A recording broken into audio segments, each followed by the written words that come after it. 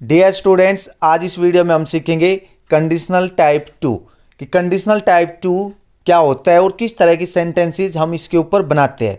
तो दोस्तों, सबसे पहले जो कंडीशनल टाइप 2 सेंटेंसेस होते हैं वो हाइपोथेटिकल होते हैं, यानी कि जो कंडीशन होती है वो रियल नहीं होती है, हम इमेजिन करते हैं, हम कल्पना करते हैं। जैसे मैं आपको एक एग्जांपल देता हूँ।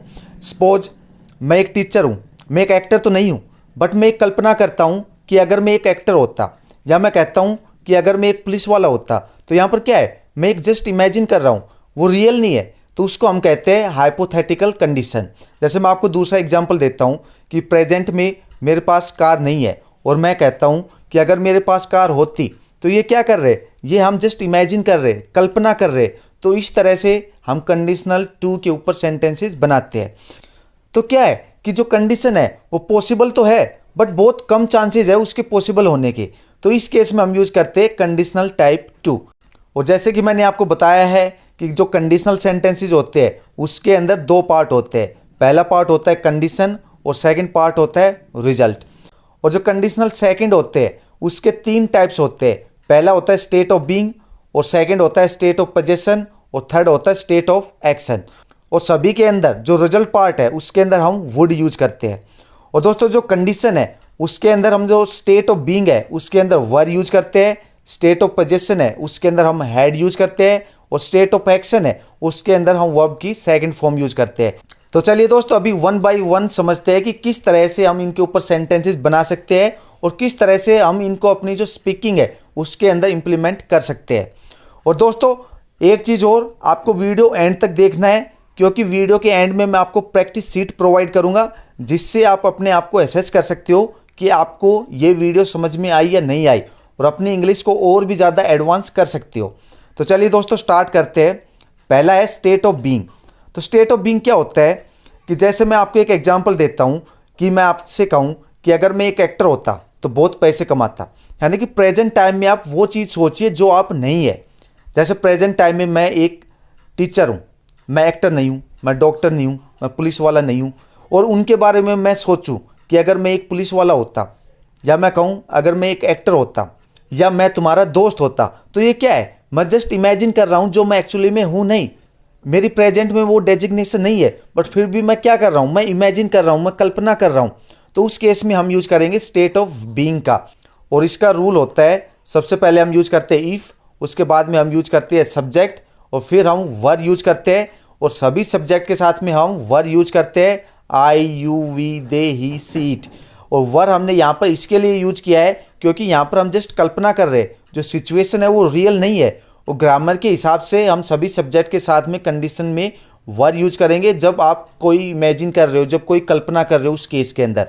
और उसके बाद में ऑब्जेक्ट, और उसके बाद में हम डैश यूज करेंगे। और जो रिजल्ट पार्ट है उसके अंदर सबसे पहले सब्जेक्ट, फिर वुड, फिर वर्ब की फर्स्ट फॉर्म, फिर ऑब्जेक्ट। तो चलिए, हमारा पहला सेंटेंस है, अगर मैं एक एक्टर होता तो बहुत पैसे कमाता। If I were an actor I would earn a lot of money. तो जैसे मैंने आपको बताया है कि आपको आई के साथ में वॉज यूज नहीं करना है, आपको सभी सब्जेक्ट के साथ में वर यूज करना है। तो चलिए दोस्तों, हमारा नेक्स्ट सेंटेंस है, अगर मैं तुम्हारा दोस्त होता तो मैं तुम्हारी मदद करता। If I were your friend I would help you. तो यहाँ पर देखिए कि हमने जो फर्स्ट पार्ट है उसके अंदर वर यूज किया है, और जैसे कि मैंने आपको बताया है कि सेकंड पार्ट में आपको पहले सब्जेक्ट, फिर वुड, फिर वर्ब की फर्स्ट फॉर्म, फिर जो भी ऑब्जेक्ट है वो यूज करना है। तो दोस्तों, यहाँ पर भी आप क्या कर रहे हो, आप जस्ट कल्पना कर रहे हो, आप जस्ट इमेजिन कर रहे हो कि अगर मैं तुम्हारा दोस्त होता, आप उसके दोस्त हो नहीं, बस जस्ट आप इमेजिन कर रहे हो कि मैं अगर आपका दोस्त होता तो मैं आपकी मदद करता। और दोस्तों, नेक्स्ट सेंटेंस है, अगर मैं पुलिस वाला होता तो मैं तुम्हें गिरफ्तार कर लेता। If I were A police officer I would arrest you. यहाँ पर क्या है, यहाँ पर भी आप जस्ट एक कल्पना कर रहे हो, इमेजिन कर रहे हो कि अगर मैं पुलिस वाला होता तो मैं तुम्हें अभी गिरफ्तार कर लेता। और दोस्तों, नेक्स्ट सेंटेंस है, अगर तुम मेरे दोस्त होते तो तुम क्या करते। If you were my friend what would you do. और दोस्तों, अगर रिजल्ट पार्ट इंटेरोगेटिव है तो आपको सबसे पहले अगर कोई WH वर्ड है तो उसको यूज करना है, फिर वुड यूज करना है, फिर सब्जेक्ट, फिर वर्ब यूज करना है। और दोस्तों, नेक्स्ट सेंटेंस है, अगर तुम अमीर होते तो मेरे लिए क्या करते।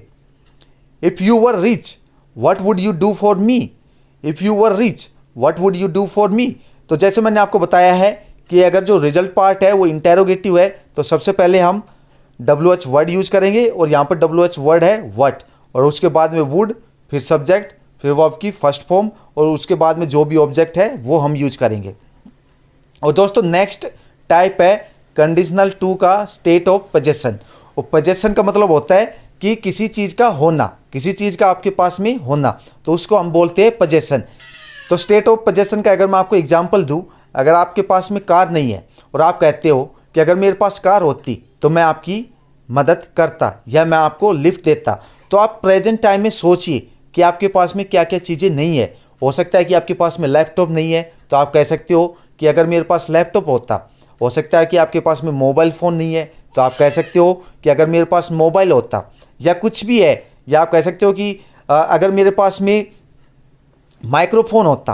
कुछ भी चीज़ जो आपके पास में प्रेजेंट टाइम में नहीं है, आप जस्ट कल्पना कीजिए कि अगर वो चीज़ आपके पास में होती, तो उस केस में हम यूज करते हैं स्टेट ऑफ पोजेशन। और इसका जो रूल है वो है, सबसे पहले हम यूज करते हैं इफ़ के बाद में सब्जेक्ट और फिर हैड, और सभी सब्जेक्ट के साथ में हम यूज करेंगे हैड, फिर ऑब्जेक्ट, फिर कॉमा, और जो रिजल्ट पार्ट हो उसके अंदर हम यूज करेंगे सब्जेक्ट, फिर वुड, फिर वर्ब की फर्स्ट फॉर्म, फिर ऑब्जेक्ट।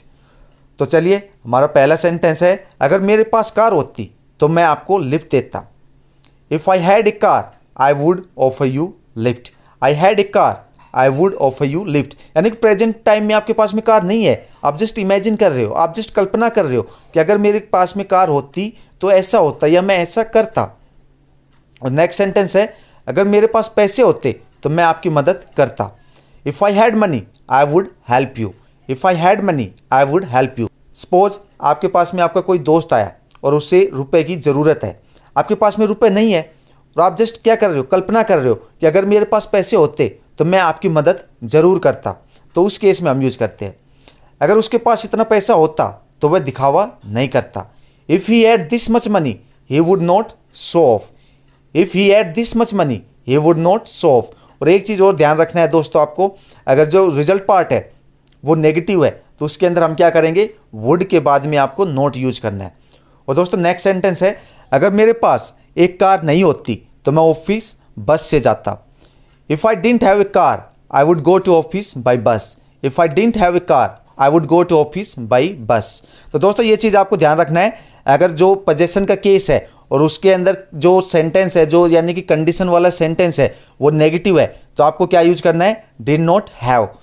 जैसे मैंने आपको ऑलरेडी बता दिया है, जैसे आप पास्ट में बात करते हो कि आपके, जैसे आपको कहना हो कि मेरे पास एक कार थी, आई हैड ए कार। अगर आपको बोलना है कि मेरे पास में कार नहीं थी तो आप किस तरह से बोलोगे नेगेटिव में, I did not have a car. तो ये चीज़ आपको ध्यान रखना है, हैड वाले केस में आपको नेगेटिव में डिड नॉट हैव यूज करना है। अगर तुम्हारे पास पैसे नहीं होते तो तुम क्या करते। If you didn't have money what would you do. If you didn't have money what would you do. और दोस्तों नेक्स्ट पार्ट है स्टेट ऑफ एक्शन। तो स्टेट ऑफ एक्शन का जो रूल है वो है, सबसे पहले हम यूज करते हैं इफ़, फिर सब्जेक्ट, फिर वर्ब की सेकंड फॉर्म हम यूज करते हैं, फिर ऑब्जेक्ट, फिर कॉमा, फिर जो रिजल्ट पार्ट है उसके अंदर हम यूज करते हैं सबसे पहले सब्जेक्ट, फिर वुड, फिर वर्ब की फर्स्ट फॉर्म, फिर ऑब्जेक्ट। और दोस्तों ये चीज़ आपको ध्यान रखना है, जो रिजल्ट पार्ट होता है उसके अंदर जो स्ट्रक्चर है वो सेम होता है, बट जो कंडीशन वाला जो पार्ट होता है उसके अंदर हम क्या है, कुछ चेंजेस करते हैं सेंटेंस के अकॉर्डिंगली। चलिए दोस्तों, तो हमारा पहला सेंटेंस है, अगर बारिश आ जाती तो मौसम ठंडा हो जाता। तो यहाँ पर क्या है कि आप प्रेजेंट टाइम में कल्पना कर रहे हो, जैसे बहुत ज़्यादा गर्मी है और आप यानी कि एक जस्ट इमेजिन कर रहे हो कि अगर बारिश आ जाती तो मौसम ठंडा हो जाता, यानी कि आप प्रेजेंट टाइम में फ्यूचर की एक कल्पना कर रहे हो कि अगर बारिश आ जाती तो मौसम ठंडा हो जाता। जैसे मैं आपको एक दूसरा एग्जांपल देता हूँ, अगर मैं लॉटरी जीत जाता तो मैं ये कार खरीद लेता। तो इस तरह से आपको स्टेट ऑफ एक्शन के ऊपर सेंटेंसेस बनाने हैं। तो चलिए ट्रांसलेशन देखते हैं। If it rain weather would become cold. If it rain weather would become cold. और दोस्तों नेक्स्ट सेंटेंस है, अगर या कोई शेर आता तो मैं भाग जाता। If a lion came here I would run away. तो यहाँ पर क्या, यहाँ पर भी आप प्रेजेंट टाइम की बात कर रहे हो कि अगर जैसे आप कोई जू देखने गए हो और आप जस्ट इमेजिन कर रहे हो, कल्पना कर रहे हो कि अगर यहाँ पर कोई शेर आ जाता तो मैं भाग जाता। If a lion came here I would run away. और दोस्तों नेक्स्ट सेंटेंस है, अगर मेरा दोस्त यहाँ आता तो मैं उससे बात करता। If my friend came here I would talk to him. अगर कोई मेहमान आता तो मैं खाना बनाता। If any guest came I would cook food. अगर मैं लॉटरी जीत गया तो मैं एक बड़ा घर खरीदूंगा। If I won a lottery I would purchase a big house. तो यहाँ पर क्या है, यहाँ पर भी आप एक फ्यूचर की बात कर रहे हो, आप प्रेजेंट टाइम में फ्यूचर की बात कर रहे हो, जस्ट इमेजिन कर रहे हो कि मैं अगर लॉटरी जीत गया तो मैं एक बड़ा घर खरीदूंगा। I would purchase a big house. अगर भूकंप आ जाए तो मैं सबसे पहले तुम्हारी जान बचाऊंगा। If earthquake occurred, first of all I would save you. If earthquake occurred, first of all I would save you. तो दोस्तों ये हमारी वीडियो थी कंडीशनल टाइप 2 के ऊपर। तो दोस्तों अगर आपको वीडियो समझ में आई तो आपकी प्रैक्टिस के लिए कुछ सेंटेंसेस है, आप इन सब सेंटेंसेस को इंग्लिश में ट्रांसलेट कीजिए और ट्रांसलेट करने के बाद आपके जो आंसर है उसको डिस्क्रिप्शन में ज़रूर चेक करें, क्योंकि दोस्तों अगर आप इनको ट्रांसलेट करोगे और अपनी यानी कि आंसर आप चेक करोगे तो आपको कॉन्फिडेंस आएगा और आप इनको धीरे धीरे अपनी जो स्पीकिंग है उसके अंदर आप इंप्लीमेंट कर सकते हो। और दोस्तों अगर आपको एक भी डाउट है तो आप मुझे कमेंट बॉक्स में कमेंट जरूर करें, मैं आपकी हर कमेंट का रिप्लाई करूंगा और जो भी आपकी डाउट है, क्वेरी है, उसको मैं सोल्व करने की ट्राई करूंगा। सो दोस्तों thanks for watching the video. Please like share this video and subscribe to my YouTube channel English with Rajesh. Thank you very much. See you in the next video.